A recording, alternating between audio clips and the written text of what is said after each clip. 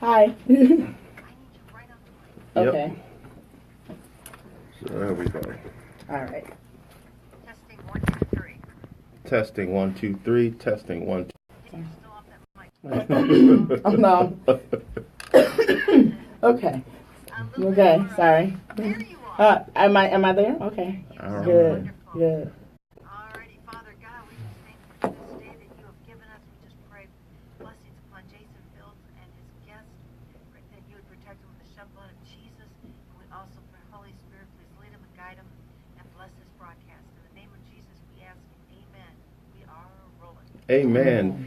Thank you, everybody. You are listening to the Financial Promise 30 Minutes of Power with Jason Fields. First off, you all know I always give a shout out to Cindy, my producer, the engineer, the lady that takes care of me here, and our station manager, Ryan Sauser, who without those two, we wouldn't be here. Again, you can follow us on Joy 1340. You can follow us on the web. You can also follow us on the radio station, Joy 1340 AM, 98.7 FM. And quick shout out to our sponsors, Landmark Credit Union, as well as TechWise Training, or training institution, training organization that we'll be talking more about. And today I am excited to have a diamond in the rough, a person who I had no idea, I don't think we ever met. And we talked, our firms are looking at trying to do some things together as far as training, mental health, and Dr. Starlette Patterson Biddle. Now, she said I don't have to say the whole name, but I'm going to say the whole name because I'm with her husband. You going to say the whole name. So shout out to Mr. Biddle. And Dr. Starlette is a psychologist. Yes, I am. Director of Mind Start Counseling, LLC. Yes. And you teach at MATC. Yes, I do. You also do lectures around mental health issues, around community issues.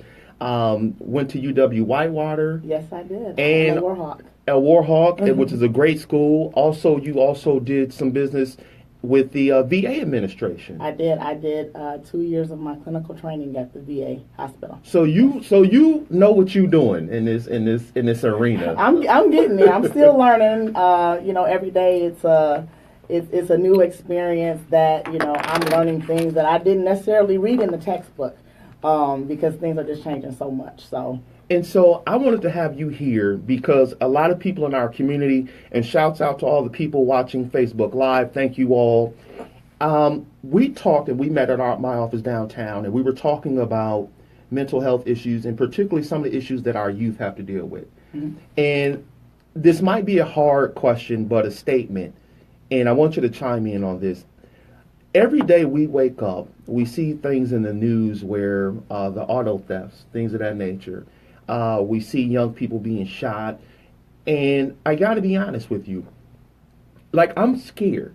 There's a part of me as an older adult where I'm afraid, I'm hurt, I'm confused because I don't know what to do. I don't know how to help.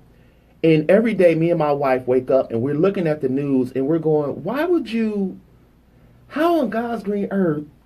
Now, what sense does that, you know what I mean? Exactly. So tell me from what you see on a day-to-day basis, what's going on? I mean, what's happening? I wake up and I too watch the news, and I like to watch the news just because it kind of keeps me informed as to what's going on. But as a psychologist, I look at things a little bit different with the kids and the youth. We may see an individual on the news. That same individual may actually be a client at our office. What we find is that the young males and females that are offending in the community, they're really suffering from a lot of trauma, neglect, and true mental illness that in some cases, well, the majority of cases, is nothing that they could control. So these are kids that were born into unfortunate situations and they had to survive. So when kids say, for example, I was around some young boys, and I give the story. They were doing some things, and I said, well, why are you guys doing that? And he said, this is all we know.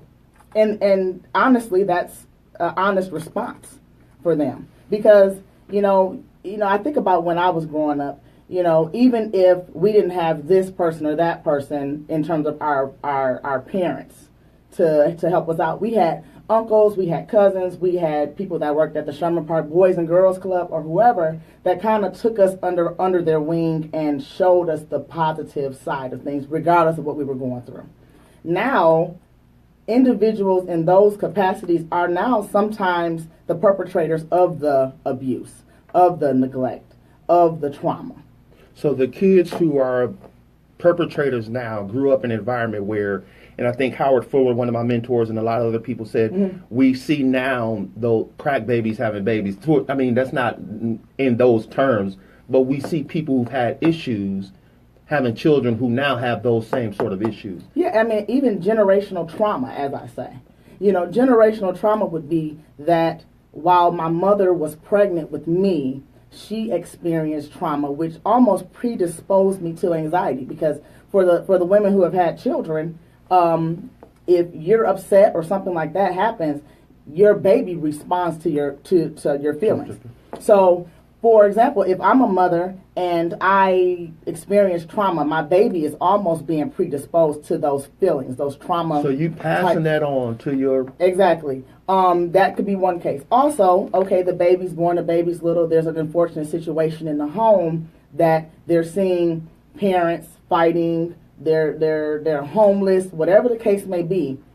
They're being constantly put in situations where they're feeling the result of the trauma that their parent may be going through or just their environment around them. So they're seeing and they're hearing and they're feeling stuff from prenatal stages that, you know, is making them a lot more susceptible to what's going on out here. So let me come from it from this angle, because a lot of times as a lawmaker, I see some of these things, and I'm gonna be very candid. I get frustrated because in my mind, when I'm in Madison trying to make sure we don't develop policy that just says, hey, that's it, we throwing a book at you, forget counseling, forget talking about that, enough is enough. Right. Sometimes I feel like it's harder and harder to keep people from saying, hey, you know what, enough is enough. I mean, when we hear the city employee who got shot, at what point and how do you try to balance all of that? Because it's tough. You know, on one hand, you don't want to just say we give up on these kids, because to a certain degree, we all have to take some form of responsibility because they didn't just get this way. Right. But what do you recommend?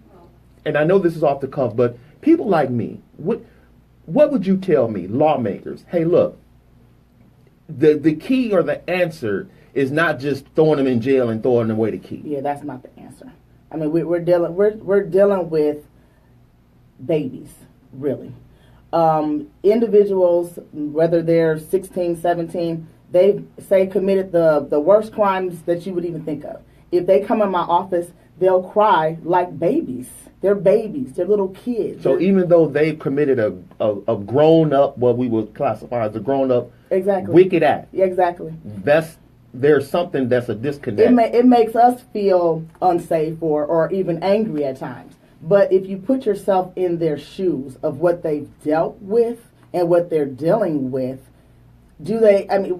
what other option do they have at some point? Because they have no one to guide them. They don't have the mentors. They don't have, positive individuals in their life. Some of the positive individuals in their life actually victimize them. So then now we got to deal with that. So we got to look at them and understand that they're children. Okay. They're children. We don't like what they do. We don't like what they're doing. But they are children. And we have to deal with them as such. When you it's funny because I had to, I went to a school and I was I tell people about this example. It was two incidences. One, I was with Andre Lee Ellis's, his camp with his young boys. And I went to grab one of the young men to pull him close to me because that's what I know. Mm-hmm. And he pulled away from me. He said, man, I don't know you. Exactly. And I was hurt because I didn't understand where it was coming from. And I felt a little bit disrespected because I'm like, yo, man, I'm a brother here trying to help you out. But then a friend of mine said, Jason, you don't know what they go through. And that's foreign to them. For someone to bring them in and to nurture them in that way is very foreign to them. He said, they may have been molested, touched. Exactly. And so even though... And that's happening more than you think. It's happening more than you think. Yes. Yes. Stay on mic. Stay on mic. I mean, and so... And I guess it is. I mean, that's happening more with, I guess, with the sex trafficking thing. Milwaukee is one of the largest places of human sex trafficking, and it's not just women. It's not just females. It is young men too. It is males too. And let me make sure the listening audience and the people on Facebook Live know this is not a racial thing, because I was out Wausau, Oshkosh. They suffer from the same issues. You might not hear about it, but in certain areas in Wisconsin where you have a population of majority whites, majority Hmong, some of the same issues. So please don't think this is just a race issue, because it's not. How do you even begin to deal with somebody who that's been their life? They've been touched, molested, and yet there's no help. I mean, we got to get them to talk. We got to get them to talk, because a lot of times in families it's a secret. Everything's a secret. You don't speak about that, and it's even more significant with males, because I'm a boy. Right. I'm a man. Right. I can't say that I've been molested. I can't say that this person victimized me in this way, because I'm a male. It's really getting them in a place where we can actually get them to talk about it. They won't talk. The barriers are up. People that they've spoken to potentially in the past may have used that against them, may have, told people who they didn't really want to know or whatever, but getting them in an environment with someone who is competent and trained to do so, to get them to really start expressing themselves positively. Because a lot of times when they act out, just like we know in the mental health arena, that aggression is a form of depression in young males. Really? So if a male is acting out aggressively, as a clinician, I know that there's something going on. Really? So, because that's new to me, and as I think about that makes sense. So let me run this scenario by you. So I went into this classroom, and I was asked to teach financial literacy to some high school students. Went in and was playing around and used the phrase "chop chop player" to one of the little girls. Just make hurry up, and she snapped. I mean, she started cursing and went off, and I was taken back. What I was hurt. One, I was like, who do you think you talking to? And so I was almost at a point where I was going to call the police department, like, look, Jace, I'm coming. Y'all might as well get the cell ready, because I'm on my way after I handle this here. But it didn't dawn on me that that's something that they go through. That anger is expressed, and there's something else wrong. Yeah, some people, I mean, adults and youth, they don't know how to say, I feel embarrassed, I feel sad, my feelings are hurt, I'm uncomfortable. They just act out, and anger is the easiest way to act out. So do you find that what's the process? Give me the process of when a client comes into your organization or clinic, and what do you first do? I mean, and this is for the listening audience who may have some help, or who may want to know, I don't know what to do. What happens when a person comes to you? So initially they come in for what we call an initial intake.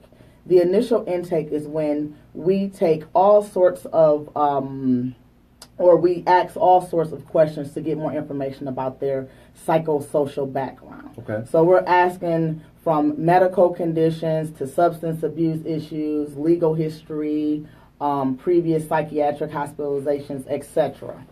From there, we have a preliminary diagnosis. So what we kind of have a hunch is what's going on. Okay.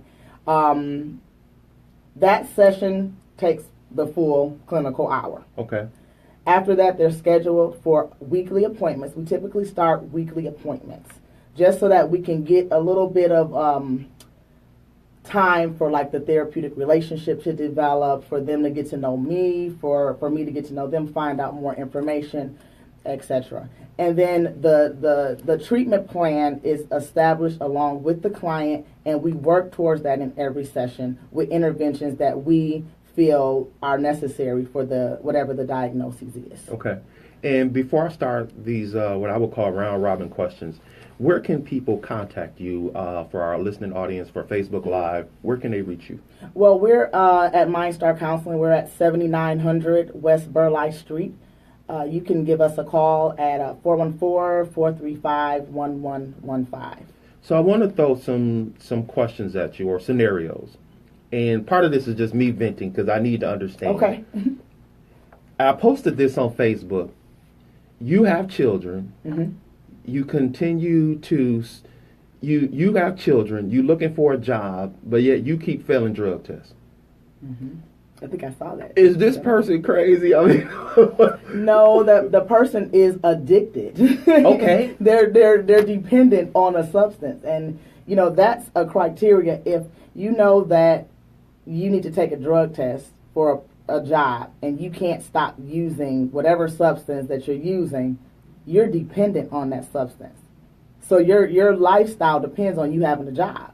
Now that's weird for me. That's adaptive. You got to work. You got to get money. That's weird for me, and I'll say this why. I think everybody who knows me knows I've been a forthcoming, recovering alcoholic, and there is now legislation that says, well, we want to marijuana, whether it's free and all of that. And on one hand, personally, I can't promote that kind of stuff personally. Mm-hmm. Now we can look at the ramifications and should you be in jail, but if our people are not passing drug tests now, and if we make it legal, are we helping the dependency? I mean, that's a tough position.